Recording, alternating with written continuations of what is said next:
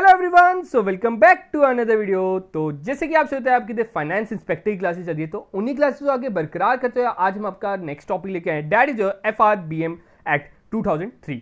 आप सभी को एक बार मैं सिलेबस से रूबरू कराता हूं। आप देख सकते हो ये आपका सिलेबस है जिसमें आपका 100 नंबर का एग्जाम जाने वाला है, जिसमें 30 नंबर आपकी अकाउंटेंसी है। अगर हम अकाउंटेंसी के सिलेबस की बात करें, ये हम कंप्लीटली पूरा पढ़ चुके हैं, जिसमें सिर्फ और सिर्फ दो टॉपिक बचे, that is money and banking and another one is physical responsibility and budget management act. आज के लेक्चर में हम ये प्रॉपर्ली ये जो आपका एक्ट है ये हम पढ़ लेंगे अलॉन्ग विद द एमसीक्यू। बड़ा छोटा सा लेक्चर आज जाने वाला है, इतना बड़ा एक्ट नहीं है। मैंने जो 7 पेजों की तो गवर्नमेंट की ये पीडीएफ थी, उसी में एक्सट्रैक्ट करके इंपॉर्टेंट पॉइंट्स आपके लेके आए और एंड में हम इसके एमसीक्यू भी करेंगे।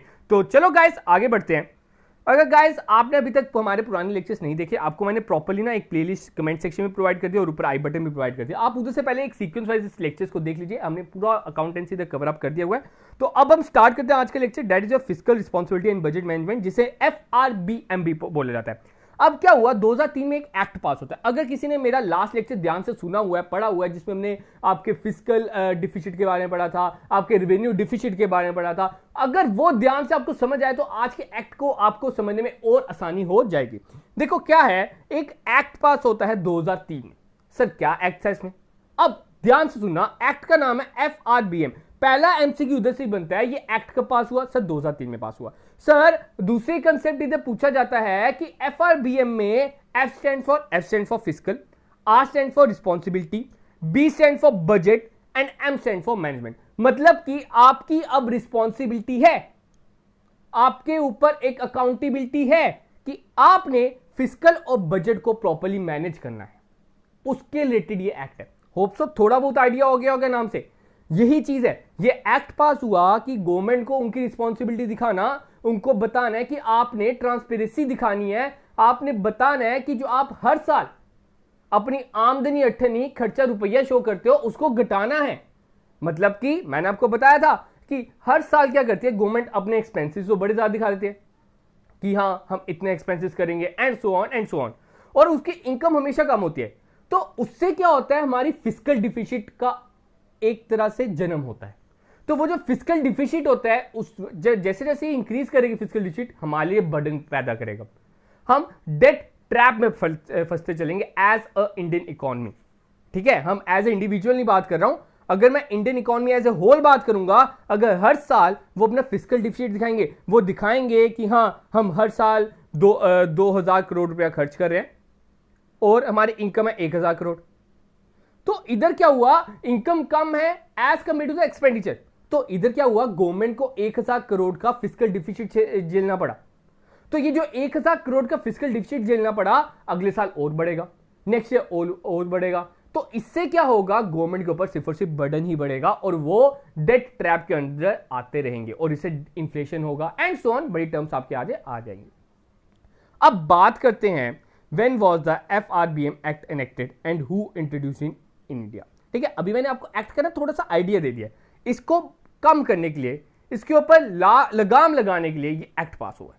अब सर FRBM एक्ट पास कब हुआ और किन्होंने इसे इंडिया में इंट्रोड्यूस किया? तो आपका आंसर है सर, जो FRBM बिल था, अभी बिल बना, अभी एक्ट नहीं बना, तो बिल 2000 में ही आ गया था by our finance minister at that time, that is Yashwant Sinha. उस टाइम के हमारे फाइनेंस मिनिस्टर थे यशवंत सिन्हा, जिन्होंने 2000 में ये बिल इंट्रोड्यूस किया। The bill approved by the union cabinet इन 2003। अब 2003 में बिल अप्रूव हो गया और एक्ट बन गया, बट अभी ये पास हुआ जनाब, लेकिन इफेक्टिव में कब आया, लागू कब से हुआ, that is from July 5, 2004। Sir ये डेट थोड़ी सी मुश्किल है, अब नहीं कभी बोलेगी, याद रखना इस दिन ना मेरा बर्थडे होता है, 5 जुलाई को ये इफेक्टिव हुआ। ठीक है, मेरा बर्थडे भी याद रख लेना। तो 5 जुलाई को ये लागू होता है, तो उधर से ये स्टार्ट हो जाता है 2004 में। 2003 में ये पास हुआ था, 2000 में इसकी एक तरह से बिल पेश हुआ था बाय यशवंत सिन्हा। ये आपसे पूछा जा सकता है। नेक्स्ट इंपॉर्टेंट थिंग, सर अब इस physical responsibility budget management act का मेन ऑब्जेक्टिव क्या था, क्यों बनाया गया था? ठीक है, तो ध्यान से सुनना एक बारी। कहता है that the FRBM act aim to introduce transparency in India physical management system. मतलब जो इंडिया की फिजिकल मैनेजमेंट सिस्टम है उसमें ट्रांसपेरेंसी लाना, कोई घोटाला नहीं हो।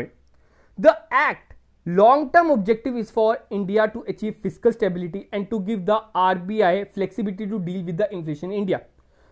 The FRBM Act was enacted to introduce more equitable distribution of India's debt over the years. अब ध्यान सुनना, ये जो मैंने बुलेट पॉइंट में लिखा ना, this is the most important, ये पूछा जाएगा आपसे एग्जाम में। आपसे पूछा जाएगा जो FRBM एक्ट था उसने बोला क्या, ठीक है, अभी बोल पड़ेगा ये एक्ट ने क्या बोला। सर इस एक्ट ने बोला जनाब आप ना अपना रेवेन्यू डिफिसिट को एलिमिनेट कर दो। एलिमिनेट मतलब खत्म, जीरो पे, ठीक है। मतलब कि 2003 में ये हुआ था स्टार्ट, जी सर। इन्होंने बोला 2008 31 मार्च 2008 तक आपका रेवेन्यू डिफिसिट एलिमिनेट हो जाना चाहिए, जीरो हो जाना चाहिए, और जो आपका फिस्कल डिफिसिट है वो 3% हो जाना चाहिए ऑफ द जीडीपी। ये चीज इन्होंने बोली, ध्यान से सुनना, फिर से एक मैं रिपीट करता हूं। देखो रेवेन्यू डिफिसिट क्या होता है सर, आपने पिछले लेक्चर में बताया था दैट रेवेन्यू डिफिसिट हमारा होता है your revenue expenditure minus revenue income. जितनी हमारी रेवेन्यू एक्सपेंडिचर है उसमें से हम रेवेन्यू इनकम को कट करेंगे तो जो बच जाएगा balance, that is our revenue deficit. वो कहता अपने ना रेवेन्यू डिफिसिट को आपने एलिमिनेट करना है, खत्म कर दो, वो डिफिसिट नहीं होना चाहिए। सर रेवेन्यू में कौन कौन से नेचर आता है सर, जो रेकरिंग नेचर होता है, जो आपकी डेली की इनकम है, डेली का एक्सपेंडिचर है, वो हम बोलते हैं रेवेन्यू नेचर के। दूसरी चीज बोलती है फिस्कल। सर फिस्कल होता है टोटल, जिसमें रेवेन्यू भी आ जाता है और सर हमारा कैपिटल एक्सपेंडिचर भी आ जाता है। तो उसके लिए कहता देखो ये तो पॉसिबल नहीं है कि हाँ हम फिस्कल को जीरो पे ले आए, तो गवर्नमेंट कहती सर ऐसा तो नहीं हो सकता, चलो उसको घटाने की कोशिश करेंगे हर साल। वो कहता 2008 तक आपने 3% लाना है, ये याद रखना। Fiscal deficit is for 3% because it is your total, और रेवेन्यू को कहता है एलिमिनेट कर दो 2008 तक। ये इसका मेन पर्पस था और ये बड़ी बार एमसीक्यू पूछा गया जिस एग्जाम में ये वाला एक्ट आया। फिर आगे बोलता है अब आप बताइए, बोलना तो बड़ा आसान है, क्या ये इफेक्टिव निकला? इस पे कितनी मनाई माना गया, कितना आप इसको लागू कर पाए इस एक्ट को? तो कहता है several year have been passed, 16 17 18 साल हो गए अब, but the government of India has not been able to achieve target set under it. लेकिन इंडिया अभी तक ये टारगेट अचीव नहीं कर सकी। तो ये मैं कहूंगा कि ये बड़ी गलत बात है कि हां आप कोई टारगेट रखो, आप गवर्नमेंट होते हुए ये अचीव नहीं कर सको। पहले बहाने चलते रहे कि हाँ ये हो गया, क्लाइमेटीज आ गई एंड सो ऑन, इनके डिफरेंट चलते रहे, ठीक है, वो इसको हम साइड पे रखते हैं। तो वही चीज है, आपसे पूछा जा सकता है कि क्या FRBM एक्ट में जो आपने टारगेट रखा 2008 तक हमने ये करना है, वो करना है, ये करना है, क्या आपने वो करके दिखाया कि नहीं दिखाया? आपका आंसर है नो सर, उन्होंने ना ही अभी तक अचीव किया है। अब 2022 तक हम पहुंच गए सर, अभी तक भी ये टारगेट अचीव नहीं हुआ। In 2013, the government introduced a change and introduced the concept of effective revenue deficit. This implies that effective revenue deficit would be equal to revenue deficit minus grant to state for the creation of capital assets. अब ध्यान सुनना, अब देखो हमें तो पता चल गया हम ये टारगेट अचीव नहीं कर सके, हमने बड़ी कोशिश कर ली लेकिन अचीव नहीं हो रहा था। तो अब गवर्नमेंट ने एक इंट्रोड्यूस किया चेंज के लिए। क्या इंट्रोड्यूस किया? To have a effective revenue deficit. पहले क्या था, पहले हम बोल रहे थे सर रेवेन्यू डिफिसिट हमें चाहिए जीरो, हमने उसको क्या करना है सर एलिमिनेट। लेकिन अब कहते एलिमिनेट करना थोड़ा आसान नहीं है, ठीक है, तो हम क्या करते हैं इसको इफेक्टिव बनाने की कोशिश करते हैं। अब इफेक्टिव कैसे बनाना है? वो कहते चलो हम रेवेन्यू डिफिसिट निकालेंगे, लेकिन उसमें से जितने भी हमने स्टेट्स को ग्रांट दिए होंगे हम उसको माइनस कर देंगे। 2013 में ये बात चली, समझ रहे हो बात? हमें अभी तक पता चल गया था हम ये अचीव नहीं कर सकते, ये हमारे बस की बात नहीं है। तो उन्होंने क्या कहा, इफेक्टिव रेवेन्यू डिफिसिट आता है, तो इफेक्टिव रेवेन्यू डिफिसिट में कहते उसमें से हम ग्रांट्स को माइनस कर देंगे। कहा ठीक है, अब भी अचीव नहीं हो रहा था काम हमसे। अब 2016 में एक कमेटी आती है, that is under the NK Singh was setup to suggest changes to that. उन्होंने, हम नीचे सजेशंस पढ़ेंगे उन्होंने क्या क्या सजेशन दी। उन्होंने कुछ सजेशन दी इस एक्ट के तहत कि आप ऐसा ऐसा कीजिए तो क्या पता हम अचीव कर जाए। According to the government the target set under FRBM act previously were too rigid. वो कहता है कि जो पहले इसके टारगेट थे वो बड़े रिजिड थे, ठीक है, तो वो चीज नहीं होनी चाहिए। अब आगे हम बात करते हैं। आपसे पूछा जाएगा सर NK सिंह कमेटी कब आई? सर 2016 में। अब उनकी क्या रिकमेंडेशंस थी, उन्होंने क्या बोला, कैसे अचीव करेंगे? देख लेते जनाब ने क्या बोला कहते हैं टारगेट हमारा रहेगा the committee suggested using debt as a primary target for physical policy. कहता है फिजिकल पॉलिसी में ना हम ज्यादा टारगेट इस पे करेंगे, डेट पे करेंगे, and that the target must be achieve by 2023। कहता है फिजिकल पे नहीं आप फोकस करो, आप फोकस मेन करो डेट पे, उधार पे, और वो 2023 तक आपने अचीव करना है। कहता है physical is a long term, मतलब फिजिकल को अगर आप सोच रहे हो ना बड़ा मुश्किल काम है फिजिकल, क्योंकि एज ए होल आ जाता है, फिजिकल में सब कुछ आ जाता है, वो अचीव करना थोड़ा सा मुश्किल काम है। तो आप कोशिश करो अपने डेट को कम करने की, ठीक है। नेक्स्ट बात करते हैं फिजिकल काउंसिल। तो फिजिकल काउंसिल ने उन्होंने एक और रिकमेंडेशन दी, that is related to physical council.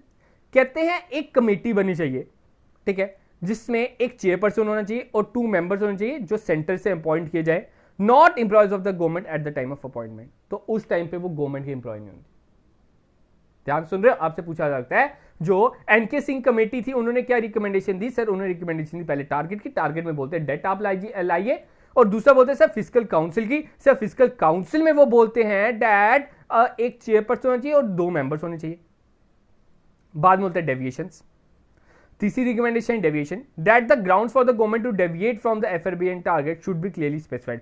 अब आपको इधर बोला जाता है कि वो कहता है कि आपने क्या करना है, अगर आपके जो टारगेट आपने रखे थे और जहां तक आप पहुंचे उसमें जो कमी पेशी रह गई है उसके लिए आप आंसरेबल हो। आपने उसे क्लियरली स्पेसिफाइड करना है कि हां जनाब हम क्यों नहीं कर पाए, वो चीज आपने बतानी है एंड में। आगे बात करते हैं बोरोइंग्स की बात होती है। According to the suggestion of the committee the government must not borrow from the RBI except. अब कहता है कि गवर्नमेंट ने आरबीआई से बोरो नहीं करना, बस इन कंडीशंस में। किन किन? A centre has to meet a temporary shortfall in receipts, जब टेम्परेरी शॉर्टफॉल्स होगा तब आप ले सकते हो आरबीआई से। RBI subscribe to government security to finance any deviation. RBI ने गवर्नमेंट की सिक्योरिटीज को डेविएशन पाने को फाइनेंस करने के लिए एक तरह से हमने उसे सब्सक्राइब किया। RBI purchases government securities from the secondary market, या आरबीआई ने प्राइमरी मार्केट नहीं सेकेंडरी मार्केट, सेकेंडरी मार्केट से गवर्नमेंट की सिक्योरिटीज परचेज किया। ये 3 कारणों में आप आरबीआई से पैसा उधार ले सकते हो। क्लियर है? ये थी इनकी कुछ रिकमेंडेशन, होप सो आपको क्लियर होंगी। अब एक और इंपॉर्टेंट आती है रिकमेंडेशन जो थोड़ा स्टैटिस्टिकल पार्ट है और यही पूछा जाएगा एग्जाम में। आपको बोला जाता है कि इस जो कमेटी थी, कमेटी ने बोला जो फिजिकल डिफिसिट है 3% ऑफ द जीडीपी। अभी हमने ऊपर पढ़ा, जी सर आपने पढ़ा, हमने पढ़ा सर आपने बताया, हमें याद हो गया कि 3% physical deficit and eliminate revenue deficit. कहते हैं फिजिकल डिफिसिट जो 3% है, अब उसको ना आहिस्ता आहिस्ता घटाओ। एकदम से आप बोलो 3% घटाना, वो आसान काम नहीं है। वो कहता है 2020 तक हमने 3% अचीव करना है, 2020-21 में 2.8 और 2.5 हमारा 2023 तक होना चाहिए। उन्होंने ऐसी रिकमेंडेशन दी। आपसे पूछा सकता है कि according to the N K Singh committee 2023 तक उन्होंने कितना फिजिकल डिफिसिट अचीव करने को बोला? That is 2.5। और मैं आपको करा दूं ये अचीव अभी भी उस लाइन में नहीं चल रहा, ठीक है। अब आगे बात करते हैं इसके कुछ टारगेट्स एंड फिजिकल इंडिकेटर्स। बस ये लास्ट है, उसके बाद मैं कहूंगा कि लेक्चर खत्म है। इसके रिलेटेड कुछ नहीं है, 7 पेजों की तो इसकी सिर्फ और सिर्फ गवर्नमेंट की अपनी गैजेट है, तो वो मैंने प्रॉब्ली एक्सट्रैक्ट करके आपके लिए लेके आया हूँ, तो उसमें जो जो था सब कुछ आपके लिए लेके आ गया हूँ।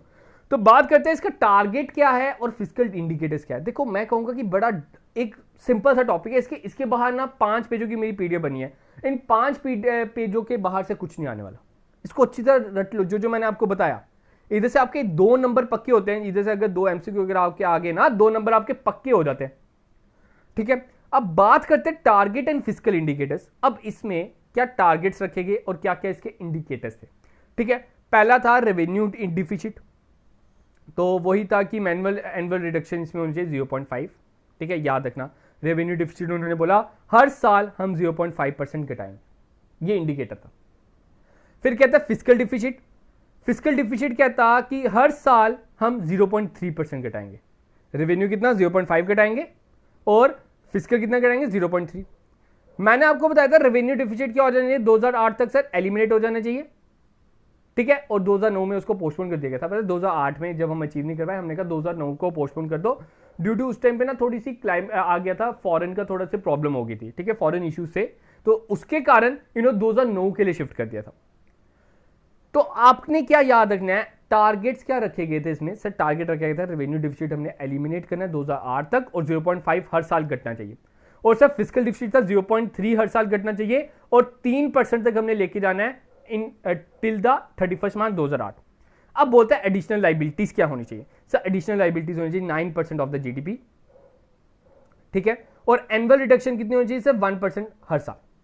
और RBI purchase of government bond to cease from 1 April, और उन्होंने कहा कि आरबीआई जो गवर्नमेंट के बॉन्ड परचेज करती है उसको हमने सीज कर देना है फ्रॉम 1 अप्रैल 2006। तो ये थे कुछ इसके टारगेट्स, कुछ इसके इंडिकेटर्स जो आपने याद रखने हैं। आपसे यही पूछा सकता है इसके 4 इंडिकेटर्स है सर कौन कौन से? एक था revenue deficit as a percentage of GDP, fiscal deficit as a percent of GDP, tax revenue as percentage of GDP and total outstanding liability as a percent of GDP. ये 4 आपने याद रखने। ये एक एमसीक्यू आ चुका है एक एग्जाम में, आपको बता दूं ये 4 आपने याद रखने हैं जो इंडिकेटर्स इस एक्ट के अंदर आए। That is revenue deficit, fiscal deficit, tax revenue and total outstanding liability. ये चारों as compare to the percentage of GDP आपने बताने हैं। होप सो आपको क्लियर होगा। यही था आपका सारा एफआरबीएम के बारे में। आपने याद रखना है sir F stand for fiscal, R stand for responsibility, B stand for budget and M stand for management. That pass in the 2003 and लागू फ्रॉम माई बर्थडे 5 जुलाई 2004। अब आगे हम बात करते हैं इसके कुछ एमसीक्यू जो मेरे से बन पाए, मैं आपके लिए लेके आया हूं। बात करते हैं फर्स्ट क्वेश्चन की। The fiscal responsibility and budget management act was pass to keep check on, ठीक है। एफआरबीएम जो है वो पास हुआ किसके ऊपर चेकअप करने के लिए? Fiscal deficit only, revenue deficit only की बोथ? तो इसका आंसर आएगा सर बोथ आपका सही आंसर रहेगा। फिस्कल का भी था, रेवेन्यू भी था। रेवेन्यू को एलिमिनेट करना था और फिस्कल को 3% करना था। Next, according to the provision of fiscal responsibility and budget management act 2003। अब एक और कंसेप्ट इधर याद रखना, जो एफआरबीएम के रूल्स है वो 2004 एक्ट में, ठीक है, इसका अलग एक्ट है। The government is under obligation to present 3 statements under the parliament along with the annual budget, ठीक है। अब ये थोड़ा सा अलग कंसेप्ट आगे जो मैं आपको एमसीक्यू थ्रू बताने वाला हूं। दैट जो एफआरबीएम के थ्रू था, ठीक है, एक और कंसेप्ट इधर याद रखना। देखो क्या है, कहता है एफआरबीएम ने एक और चीज ना लागू की थी। उन्होंने बोला था दैट द गवर्नमेंट ऑब्लिगेशंस रहेगी गवर्नमेंट के ऊपर कि 3 ऐसी स्टेटमेंट थी जो उन्होंने पार्लियामेंट के अंडर एनुअल बजट में शो करनी है। तो वो कौन कौन सी 3 स्टेटमेंट थी याद रखना। That the first one, second one and third one, macro economic framework, fiscal policy strategy, medium term fiscal policy. ये तीनों की तीनों उन्होंने बोला पार्लियामेंट में होनी चाहिए। जो फोर्थ वन थी वो नहीं होनी चाहिए। फोर्थ इसका आंसर रहेगा, ठीक है, क्योंकि तो मैंने नॉट बोला है, ठीक है। Which of the following is not, ठीक है, तो इसका आंसर डी रहेगा। Third question, FRBM act refers to FRBM, ठीक है, fiscal responsibility and budget management act. तो इसका क्या रहेगा sir? B option is the right one, ठीक है। आगे बात करते हैं। FRBM was enacted to get the dash effectively. तो FRBM क्यों किसके लिए इफेक्टिव था? That is for fiscal balance. For fifth question, dash tries to ensure greater transparency. तो किसने greater transparency lie? That is your FRBM. ठीक है, D answer है, ठीक है। देखो ऑप्शंस मैंने किस तरह के डाले हैं, FBRM, FMBR, MFBR, ठीक है, FRBM याद रखना। आगे हम बात करते हैं FRBM act become effective from. जो FRBM है वो कब से इफेक्टिव हो गया? तो ये हमारा इफेक्टिव हुआ था sir 2004, that is on 5 July. Next question, the revenue deficit was however supposed to be reduced to, ठीक है। जो रेवेन्यू डिफिसिट है हमने उसको कितना रिड्यूस करना था सर? जो रेवेन्यू डिफिसिट था हमने उसको पूरा का पूरा रिड्यूस करना था, that is your 0। Sir FRBM tries to ensure greater dash in the fiscal operation in the central government, ठीक है। अब एफआरबीएम ने क्या किया था, क्या कोशिश की थी, क्या लाने की कोशिश की थी सर? ट्रांसपेरेंसी, ठीक है। 9th question, the FRBM act requires the dash of the revenue deficit, ठीक है। देखो 7th क्वेश्चन और 9th क्वेश्चन सेम है, लेकिन इसमें क्या थोड़ी सी वर्डिंग चेंज की और कुछ नहीं। और एग्जामिनर आपका यही टेस्ट करता है कि आपको नॉलेज है कि नहीं है, आपने वो चीज आपको पता होनी चाहिए। तो एफआरबीएम इधर कितना बोला था सर? उन्होंने एलिमिनेट करने को बोला था। होप सो आपको क्लियर होगा। इधर आपके 9 क्वेश्चंस कंप्लीट होते हैं, इधर आपका एफआरबीएम एक्ट खत्म होता है। 2003 का ये एक्ट था, आपको याद रहेगा। इसकी मैं पीडीएफ आपको टेलीग्राम पे प्रोवाइड कर दूंगा। आपने सिर्फ और सिर्फ टेलीग्राम को ज्वाइन कर लेना है, लिंक आपको डिस्क्रिप्शन में प्रोवाइड है, या आप सर्च कर सकते हैं आईजी क्लासेस। और साथ मिला दूं, आप हमारे मॉक टेस्ट भी दे सकते हैं। आपको मॉक टेस्ट 2 जल्द ही मिल जाएगा। ऊपर आपको आई बटन में मैंने एक लेक्चर प्रोवाइड कर दिया है, आप एक बार उसको देख लीजिए। आप उधर से, मैं आपको गारंटी देता हूं, आप उधर मॉक टेस्ट दीजिए, आपको अपनी एनालाइज होगा कि सर हम कहां पे गलतियां कर रहे हैं, किसके ऊपर मुझे वर्क करने की जरूरत है। सर मैं किसके ऊपर ज्यादा फोकस करूं, ये जो हमारे लास्ट डेज है तो वो आपको बहुत ही मदद करने वाले हैं। तो गाइस आज का अपना लेक्चर इतना ही रखते, तो मिलते हैं कल अपने नए लेक्चर के साथ। तब तक के लिए आप सबसे अलविदा। एक ही मार टॉपिक बच गया, उसके बाद आपका फाइनेंस इंस्पेक्टर का भी जो सिलेबस था दैट विल बी कंप्लीटेड। तो गाइस आज का इतना ही, तो मिलते हैं कल अपने नए लेक्चर के साथ।